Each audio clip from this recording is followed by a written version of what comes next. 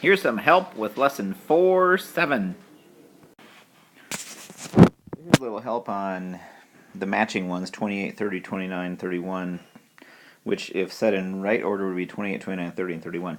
So I just picked one of these graphs at random, and this is the inverse graph.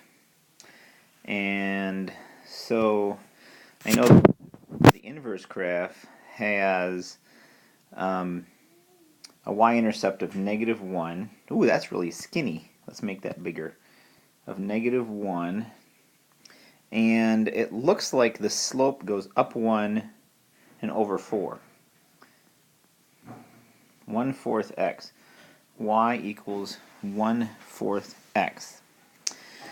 Okay, so now that is the inverse, which means, I guess one way to say it is, if I uninverse it, I would still have to switch things.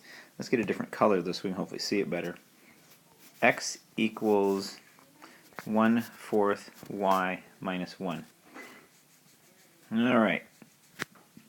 So I'm going to add the 1. I'm going to add the 1 to the other side, which will give me x plus 1 equals 1/4 y. Now I think if I multiply each side times 4, that should look like that. So I should have 4x plus 4 equals, and then this will be y, because that will all cancel out. Hopefully there's one that says y equals 4x plus 4. I see that one. What do you know? So that's the way I would do it, is look at the y-intercept, figure out what the slope is, and then, like I said, basically the inverse of the inverse is the regular function. So that's a clue on those. Alright, now here's 32. 32 has, and 34, they're both looking for the inverse function. So we know that the regular function here has a slope of 7, which to me says then the new slope is going to be 1/7. And it has the point 13,1. I think that's all I need. If I know the slope and a point, I should be able to do y minus 1 equals 1/7 x minus 13. And from there I can just keep going, and that should be it for number 32, right? I hope so. You just have to continue with the point slope form here, and you'll be good to go. Now here's number 34, which seems to be a problem because they tell you that, well, the regular function has this point, the inverse function has this point. And first time I came upon this problem too, I was like, I have no idea.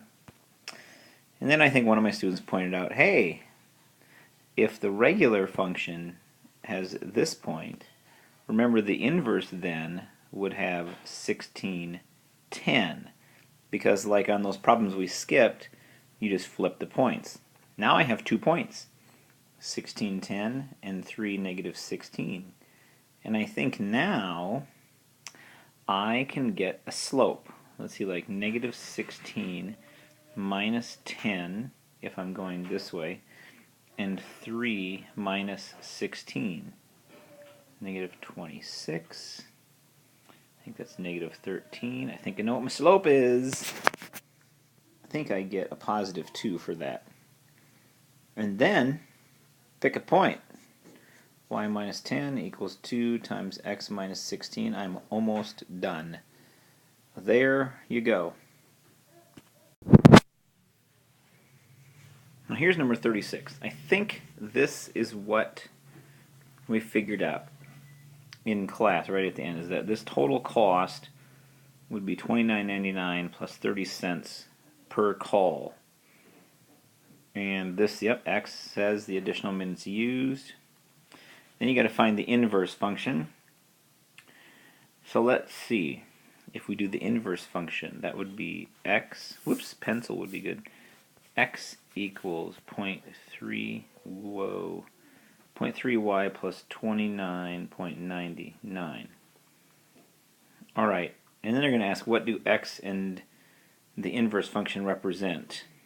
Well, let's at least see what happens here.